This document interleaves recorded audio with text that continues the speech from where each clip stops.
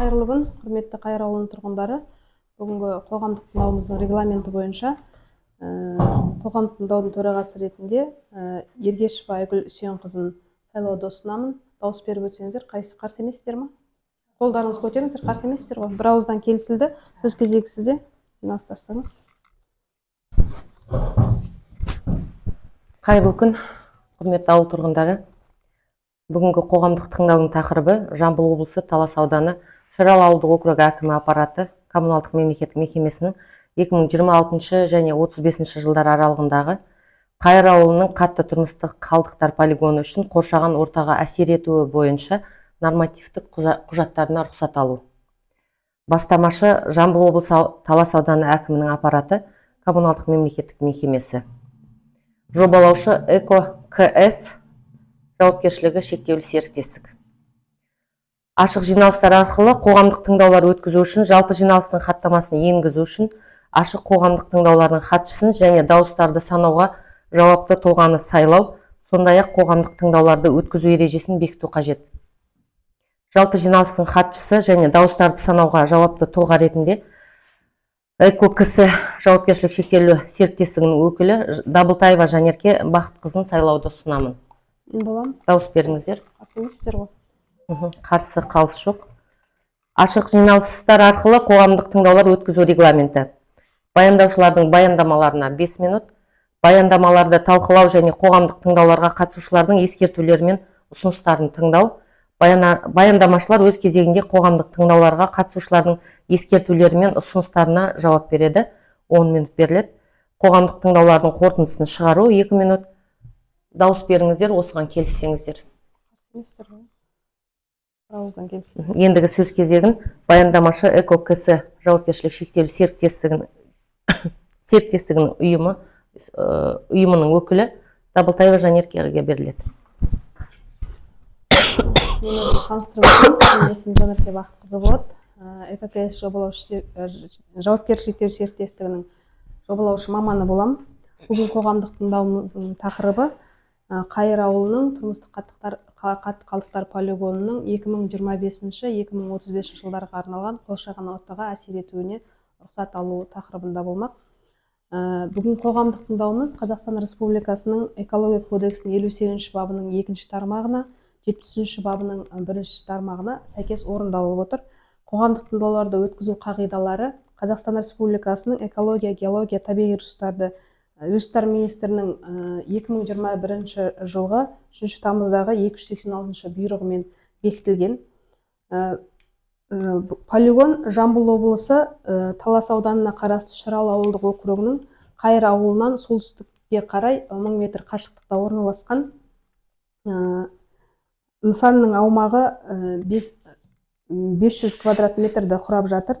Тұрмыстық қатты қалдықтар полигонында жалпы қалдықтарды қабылдау, оларды оқшаулау және сақтау жұмыстары жүргізіледі. Яғни осы жұмыстар жүргізілген кезде бізде қоршаған ортаға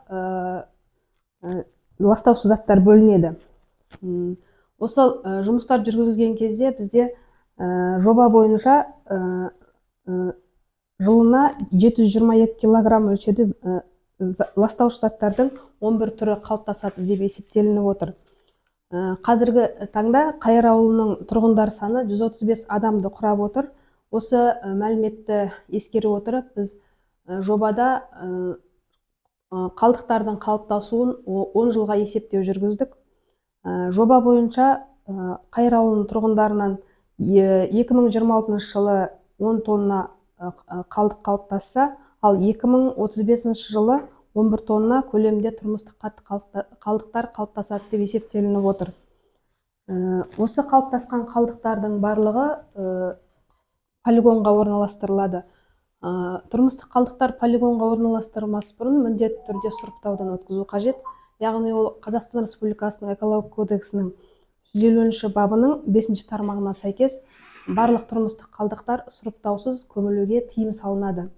Атап өткен кезде бізде қайталама шикізат ретінде қолданылатын қалдықтарымыз бар. Олар бізде қағаз, картон, целлофан қапшықтары, пластмасс, қолданыстан шыққан дөңгелектер, қолданыстан шыққан консерв қалдықтары, жиһаз қалдықтары. Осы қалдықтардың барлығы қайталама шикізат ретінде қолданатын болғандықтан сұрыптаудан өту қажет. Сонымен қатар бізге полигонға көмуге тыйым салынған қалдықтарымыз бар. Ол бізде малдың өлексесі, малдың қиы, тезегі, сойылған малдың қалдықтары және де бізде құрылыс қалдықтары бар. Сол қалдықтарды полигонға тастауға көмуге болмайды. Және де құрамында бізде уытты заттары бар қалдықтарымыз бар. Ол бізде күнделікті қолданыста қолданып жүрген люм лампалар, аккумуляторлар, электрондық қалдықтар, қолданыстан шыққан мәшиненің майы, осы аталған қалдықтардың барлығын арнайы қабылдайтын мекемелер бар. Сол мекемелерге өткізіледі. Және де полигон ауыл аймағынан 1000 метр қашықтықта болу қажет. Полигон қоршалған болу қажет. Осы талаптарға сай болу қажет. Осымен менің баяндамам аяқталды. Полигонға қатысты сұрақтарыңыз болса, қойып өтсеңіздер. Сұрақтарыңыз бар ма жалпы? Қоқысқа қатысты сұрақтарыңыз жоқ қой? Kaldı mı bize? Evlendi oğlum işe.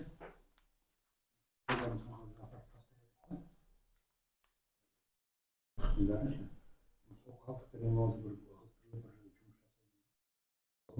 her gün tasdik etip var ya şimdi. Özüm çıkıyorum aymağım var benim. Çoğum boyunca tasdik etip. Ama bekliyor ne kadar çıktı. Köprüden böyle tasdik etip. Ama ben gazetenin tasdiğinden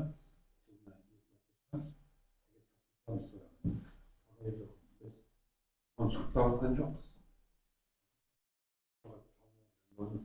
Сұрыптайтын бөліп қоятын адамдар бар ма? Ол полигон әкімдікке қарасты, сол жұмыстардың бәрін әкімдік жүргізіледі. Полигон әкімдіктің иелігінде ғой. Бюджеттер апараттан сөйтіп просто жаңағыда салақан ұшып кетеді. Барып ішінде басынан қалады. Қарасам жалауында болып тұрып тұр, желсіз болмайды ғой мысалы. Соғатқанымен содан біз негізі мекеме сәл нешегеміз болса, өйткені бізге сондай жинаңыздар деп соны тентіреп жүрген басында сала қылмардың менің маңымда көп болады да, жолдың бойы көрінеді да, бізге қайтарып тастайды, қаппен тастайды. Көріп отыр қаппен, ол қап шіргеннен одан кейін ол бәрі шығады қайтадан шығады болғап ше. Қағазда неде сөз жайып жатырмыз енді. Елдің бәріне айта бермейміз ғой, елдің бәріне енді қағазын өртеп, болмаса қағазын өткізіп, тек қана қалдықтап тастап сөйтіп жатқан жоқ та. Енді заң бойынша қазір мынандай ғой. Сұрыптаудан өту керек қой. Оны әкімшілік басқару керек. Ол сұрыптаудан өткен бұл кісілерге ақша берілмейді. Осы халықтың ішінен өздері шығып, жаңа не алып, ашып, кредит алып, өздері істеп, жинап, нелерін қойып, контейнерлерді әрқайсысына бөлек-бөлек. Соны халықты үйрету керек, мынаған қағаз тасталынады, мынаған жаңағы пластиковый нелер тасталынады. Өз ұйымдар бар негізі, бірақ ауыл алыс болғаннан кейін келмейді ғой, бияқа шолар. Сіздер жеткізген, сіздерге не бөлген, оның ана несі теңгесі дұрыс келмей тұрса, әппесе жинайтын адам бар ғой, ақшасын төлеп алса, жинап бәрін алдына қойып қояды. Есіктің алдына шишасын бөлек, несін бөлек. Ол енді дұрыс сіздің сұрағыңыз. Қазір біз енді түбі соған келе жатырмық қой. Негізі түбінде полигон деген аты болғаннан кейін қарауыл болу керек, оған қарайтын адам болу керек, мінерге төккізбеу керек, сіз айтпақшы қоршауда болу керек, сұрыптау өту керек. Ол қазір біздің қаланы өзімізде район центрлердің өзінде қиындау болады. Қазір мынау управление отходами үлкен программа қой қазірше. Облыстың әкімінің нұсқауымен ол біздің министерстводан келген, жоғарыдан келген. Сонымен осылай тірлік жасап жатыр қазір.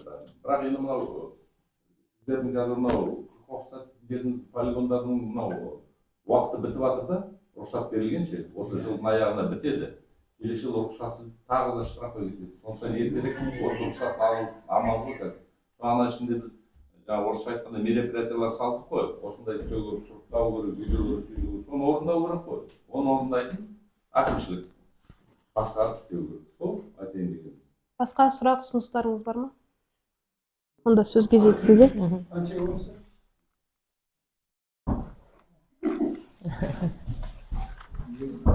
Сонымен келіспеушілік жоқ. Бұл жоба экологиялық нормаларға сай және ауаның ластануына қауіп төндірмейді. Барлық ұсынылған материалдар қолжетімді және түсінікті болды. Қатысушылардың шешімімен қоғамдық тыңдаулар өтілді деп саналды. Барлық қатысушыларға рахмет. Осымен жабылды.